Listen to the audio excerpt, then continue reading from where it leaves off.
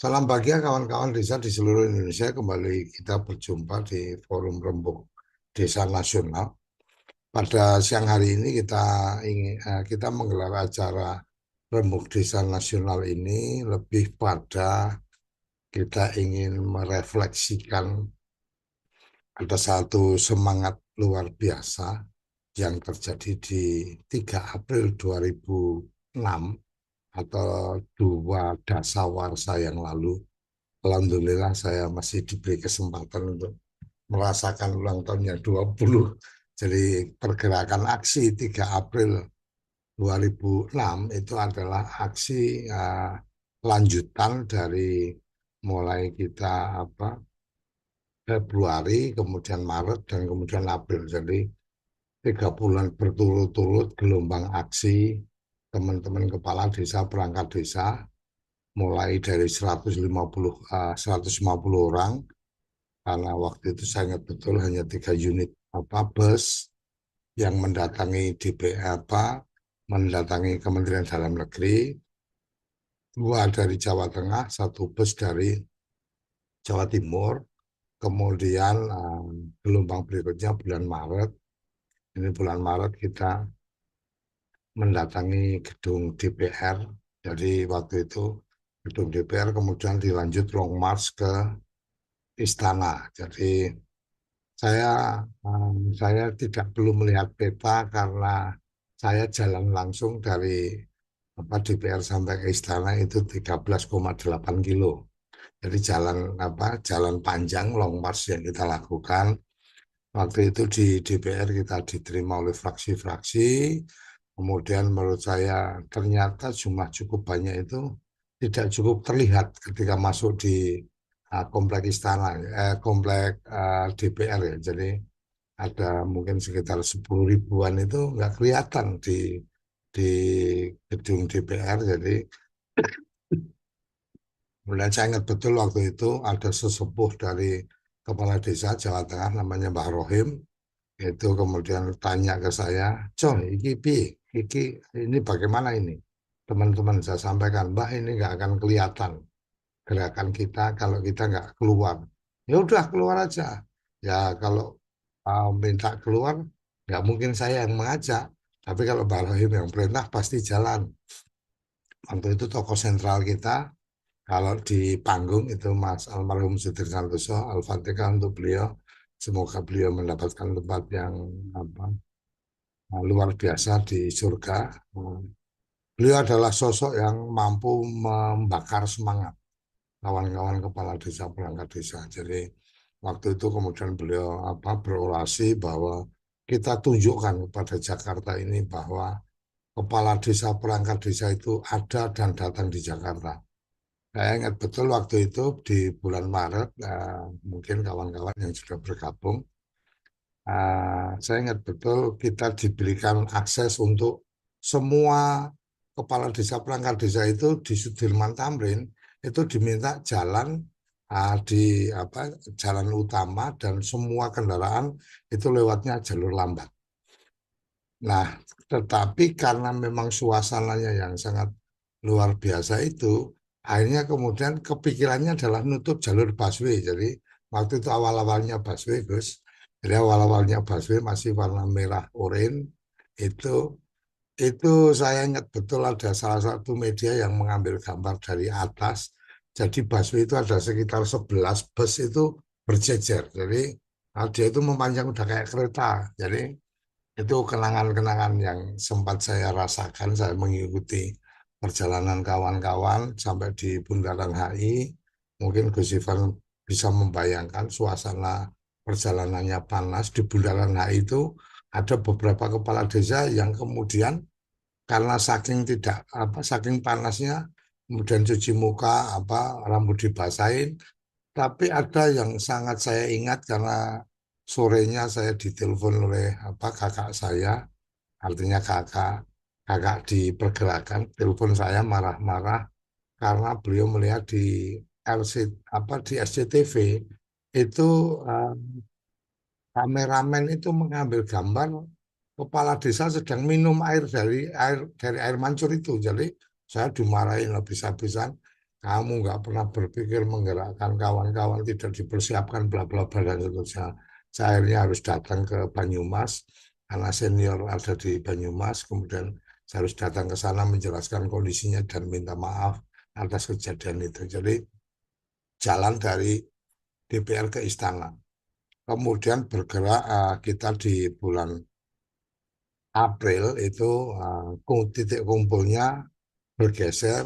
Kalau kemarin itu di apa sekitaran Istora, kemudian titik kumpulnya bergeser di IRTI. Jadi hanya di lapangan apa lapangan Monas, kemudian jalan ke targetnya adalah ke Mahkamah Agung. Jadi eh, kita mengantarkan satu proses permohonan judicial review PP 72 2005 karena menurut kawan-kawan itu bertentangan dengan demokratisasi, bertentangan dengan hak-hak politik dan seterusnya.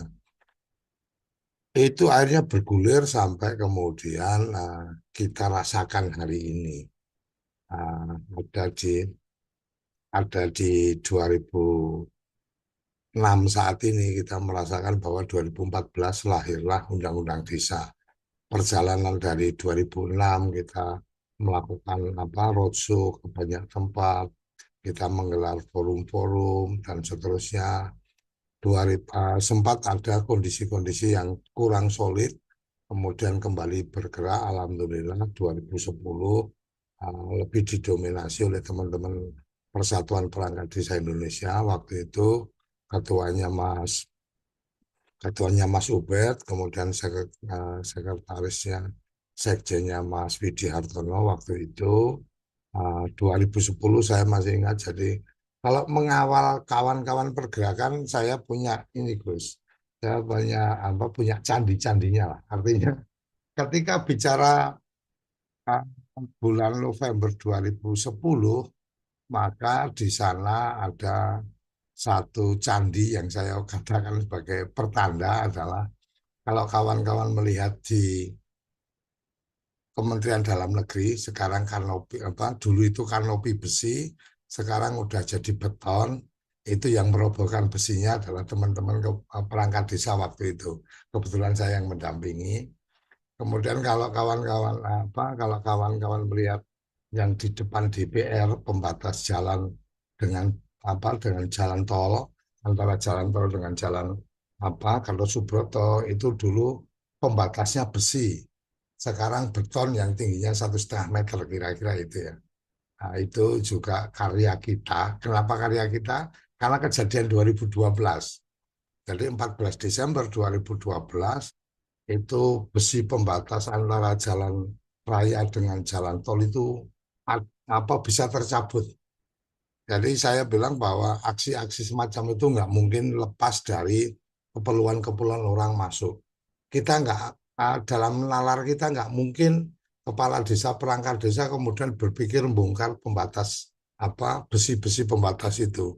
Jadi ternyata memang ada pihak-pihak yang kemudian memanfaatkan mengambil keuntungan. Saya tidak mau mengatakan siapa yang mengambil keuntungan itu, tapi setidaknya ya dapat besi sepanjang itu. Jadi besi dan pagar sepanjang yang sekarang jadi beton itu ya itu hilang. Ini ini kejadian nyata yang memang orang akhirnya tidak bisa melihat itu karena suasananya begitu uh, begitu kacau ya. Nah, 2014 kemudian lahirlah Undang-Undang Desa. Di situ sebenarnya posisi kita dari RPDN itu adalah posisi mungkin satu-satunya organisasi yang pada saat itu kurang sepakat untuk disahkan karena masih ada bagian-bagian yang belum selesai, terutama terkait dengan nasib perangkat desa dan tentang badan usaha milik desa. Itu sebenarnya yang uh, kita LPDN mengambil sikap pada saat itu. Nah, dalam perjalanan itu ada perjalanan di mana saya mulai kenal dengan Ivan Novik Agusta. Jadi saya ingat betul perjalanan dalam proses perjalanan itu pansus sudah ada. Kemudian dalam salah satu forum saya diajak oleh teman karena isunya tentang diskusi tentang desa dan seterusnya. Kemudian, Mas datang. Akhirnya begitu datang ke situ, berkenalanlah saya dengan Gus Ivan yang ternyata kemudian masuk di Kementerian Desa ya. Uh, Berkarir dari kampus kemudian ke pemerintahan. Jadi kenapa saya perlu menceritakan itu, kawan-kawan? Kenapa saya perlu menceritakan itu? Karena di situ ada proses semangat yang luar biasa yang tidak ada hentinya dan sebenarnya tidak ada tidak ada yang kemudian mulus-mulus saja. Pecahnya organisasi ada di situ. Pecahnya organisasi waktu itu kita solid dengan nama Parade Nusantara. Awal itu Parade Nusantara adalah persatuan perangkat desa dan kepala desa Nusantara. Itu adalah aliansi gerakan antara Praja Jawa Tengah dan AKD Jawa Timur. Kemudian bergulirlah teman-teman dari Bali, Nusa Tenggara, dari Sulawesi, dari Sumatera bergabung. Nah, ketika mulai ada kekuatan itu, maka kemudian pemerintah pada saat itu Pak Presiden SBY itu melalui Menteri Dalam Negeri mendorong memberikan penguatan kepada Asosiasi Pemerintah Desa Indonesia APDESI. Jadi lahirnya APDESI itu seingat saya ada di Jogja, awalnya lebih pada Asosiasi Pemerintahan. Jadi idenya adalah BPD dan Pemdes itu jadi satu. Nah, kemudian kita yang dari Jawa Tengah, kebetulan saya ada di sana, kalau saya diminta jadi apa supaya masuk ke ruang-ruang bertemu dengan kepala desa lebih nyaman, kemudian saya dimandatkan sebagai sekretaris eksekutif dari Praja Jawa Tengah. Sehingga saya ada di sana dan saya melihat, oh ini kayaknya ada mainan ini, ada organisasi mau dibentuk dan seterusnya. Waktu itu almarhum mengatakan kamu ini terlalu negatif thinking, nggak ada kayak gitu, nggak mungkin berani dan seterusnya. Tapi kenyataannya memang kejadian akan membentuk organisasi baru. Akhirnya kemudian almarhum menanyakan ke saya apa nih yang harus dilakukan. Saya bilang, oh udah dorong aja, tapi dipecah. Artinya pemerintah desa sendiri, BPD sendiri. Jadi jangan jangan jadi satu. Nah kemudian disitulah embrio lahirnya Abdesi dan APETSI, jadi Asosiasi BPD dan Asosiasi Pemerintah. Nah, pada saat itu kemudian Abdesi yang setting awalnya itu akan diketuai oleh teman dari Jogja, akhirnya tergeser ketuanya dari Jawa Tengah. Nah, ketua dari Jawa Tengah akhirnya berbagi karena ada dua tokoh dari Jawa Tengah, Mas Warjo dan Mas Sudir, maka kemudian di situ terbangun gentleman agreement.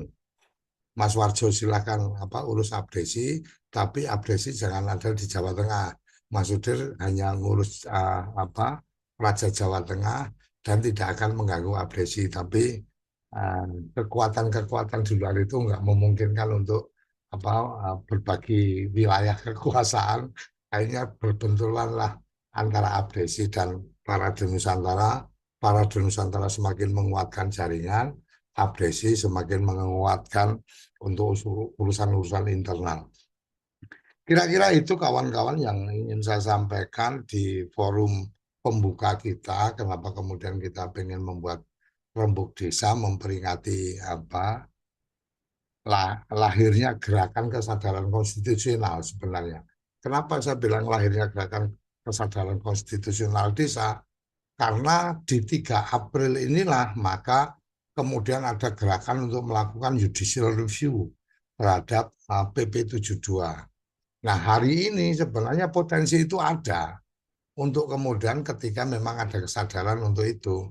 Artinya kita bicara, kalau impres mungkin tidak bisa di judicial review karena memang penentangannya dengan undang-undang itu tidak cukup ada.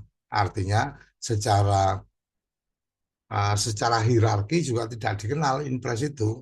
Artinya kalau PP mungkin masih.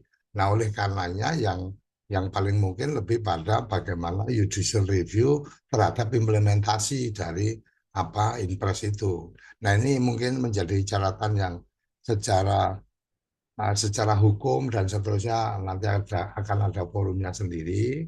Oleh karenanya ini yang saya bisa antarkan kawan-kawan dan kita pada kesempatan ini akan lebih pada memberikan ruang-ruang pidato politik atau apa ya, orasi lah ya. Orasi politik dari kawan-kawan berbagai elemen, Gusifan yang mengikuti proses undang-undang desa, kita apa nanti kita berikan kesempatan dan sekarang sudah ada di kampus. Jadi suara kampus ini adalah suara murni suara murni akademisi. Kita coba dengarkan. Nah, semoga nanti ada kawan-kawan yang lain juga bergabung. Nah, saya karena Mas Mukowa mestinya saya juga kita juga undang untuk bisa bergabung. Nanti ada Caitong dan Mas Panudi dari teman-teman tenaga pendamping, ada Mas Suroso dari Koperasi, Forum Masyarakat Koperasi. Kebetulan kita bersama-sama menginisiasi wadah Forum Masyarakat Koperasi Merah Putih, Mas Suroso, nanti ada juga dari Mas Yani dari BUMDes. Kita coba dengar pandangan-pandangannya dan saya di kesempatan kali ini lebih pada menjadi perantara untuk ruang ruang kita ini. Mungkin saya tidak akan melakukan orasi, tapi tadi yang saya antarkan mungkin udah sekelas sudah hampir seperti orasi lah ya. Jadi saya dalam konteks ini relawan pemberdayaan desa Nusantara mengingatkan dan menyadarkan bahwa kawan-kawan harus punya kita berharap bukan harus ya. Kita berharap bahwa kawan-kawan menyadari ini desa sedang tidak baik-baik saja dan dengan semangat desaisme yang sempat kita luncurkan dengan Gus Ivan waktu itu di salah satu tahun baru kita sampaikan semangat desaisme, semangat memuliakan desa-desa di Indonesia ini kita bisa jalankan dengan cara kita hari ini, dengan cara yang tidak merusak seperti saya waktu itu zaman jahiliyah gitu kan. Jadi, dengan cara-cara yang lebih konstruktif. Kira-kira itu yang bisa saya antarkan dan untuk kesempatan pertama kita berikan kepada Gus Ivan untuk bisa menyampaikan pandangan-pandangannya bagaimana kondisi desa kita hari ini. Silakan Gus. Kalau boleh sebelumnya yang dua hal yang masih mengganjal supaya undang undang-undang desa waktu itu belum belum diterbitkan itu apa itu, Gus? Yang BUMDes itu apanya, yang satu lagi itu apanya? Kalau di kalau di RPDN waktu itu kita mengkaji bahwa kenapa ini belum waktunya atau tidak layak untuk disahkan. Satu bicara BUMDes pada saat itu tidak dalam konteks ada kejelasan. BUMDes itu seperti apa. Jadi kita waktu itu RPDN pada saat rapat dengar pendapat kita sampaikan kepada Pak Gamawan Fauzi sebagai Menteri Dalam Negeri, kita sampaikan bahwa BUMDes ini ibarat kata beruntut kalau di pusat ada badan usaha milik negara, di daerah ada badan usaha milik daerah, di desa ada badan usaha milik desa. Dan dari semua badan usaha itu, uh, basis kelembagaannya mereka adalah perseroan. Jadi kita berharap bahwa mestinya secara tegas bahwa usaha milik desa dalam bentuk perseroan. Kenapa kita mendorong itu? Karena kita berpikir bahwa secara entitas bisnis dia akan sejajar dengan perusahaan manapun, tetapi pemiliknya adalah desa. Itu satu. Yang kedua, tentang perangkat desa dan kepala desa yang secara penugasan teman-teman di desa ini kan waktu itu ada istilah perbantuan. Kalau perbantuan kan boleh menolak. Nah, kalau ini kan indikasinya udah nggak ada perbantuan, maka kita meminta bahwa di dalam konteks penghasilan tetap itu wajib dari APBN. Jadi penghasilan tetap kepala desa perangkat desa itu bersumber dari APBN, bukan bersumber dari APBDes. Itu yang dua hal itu. Hal yang lain adalah kita mencium aroma transaksi politik di sana. Jadi kalau kita mengikuti semangat reformasi, waktu itu semangat reformasi kita adalah membatasi masa jabatan 2 periode. Tetapi yang terjadi dengan Undang-Undang Desa ini adalah cerita cerita cerita perlawanan terhadap reformasi itu sendiri. Yang melakukan perlawanan adalah anak-anak reformis itu. Jadi kepala desa masa jabatannya jadi 3 periode. Ini yang menurut kami ini terlalu terlalu kental dengan politik transaksional. Artinya karena yang dilihat gerakan itu didominasi oleh teman-teman kepala desa dan secara politik teman-teman kepala desa ini punya kemampuan menggerakkan, maka janji atau kemudian fasilitasinya itu. Jadi kira-kira itu Gus supaya tidak mengganjal. Terima kasih. Ya, ya, terima kasih. Akhirnya jadi kelihatan. Paling tidak kan jadinya yang soal BUMDes bukan persero tapi badan hukum sendiri ya, meskipun dengan risiko jadinya hal-hal baru itu harus diurus gitu ya, karena belum diurus sebelumnya. Yang kedua, nanti kita cek ya, apakah benar PP yang akan turun itu perangkat desa di ah, siltapnya langsung dari APBN apa tidak gitu. Nanti kita cek.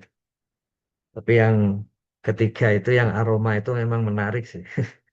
Jadi kalau pernah kita cek itu kan banyak yang mengatakan ya kepala desa itu nggak benar dan sebagainya. Tapi salah satu bukti kepala desa yang benar dan bermanfaat bagi rakyat desa itu ya mestinya antara lain dia terpilih sekali, apalagi kalau terpilih 2 kali misalnya dengan dengan apa namanya kondisi yang ada itu. Ternyata yang terpilih sampai 2 kali itu sampai periode ketiga itu sampai 8% dari kepala desa. Itu berarti sangat dicintai oleh warganya itu. Dan yang dicintai, artinya terpilih 2 kali itu eh, 63 dikurangi, ya dari 63 itu berarti 37 dikurangi 8, 30, ya 29%. Jadi total 38% kepala desa itu terpilih 2 sampai 3 kali gitu. Jadi apa namanya? Ya artinya sebetulnya apakah kepala desa itu eh, apa ya menguras sumber daya desa atau tidak? Ya paling tidak terbukti seperti itu. Sama seperti BUMDes yang orang sering mengkritik, yaitu karena diwajibkan ya. Setelah tahun 2020 itu tidak ada kewajiban lagi. Jadi kalau dibandingkan BUMDes total dikurangi BUMDes sampai 2020 itu bisa menunjukkan BUMDes yang memang betul-betul dibutuhkan oleh desa gitu. Totalnya 65.000 pada waktu itu eh, sekitar 30 ribuan gitu ya. Berarti ya 30 ribu lebih desa itu sebetulnya memang membutuhkan BUMDes. Angka-angka itu jadi menarik dalam kondisi sekarang, terutama Gus Koco pernah beberapa kali menulis bagaimana pemerintah mempertentangkan antara koperasi Desa Merah Putih dengan BUMDes. Kalau BUMDes untuk kepentingan perangkat desa, kalau koperasi untuk kepentingan warga, seakan-akan dipertentangkan begitu ya.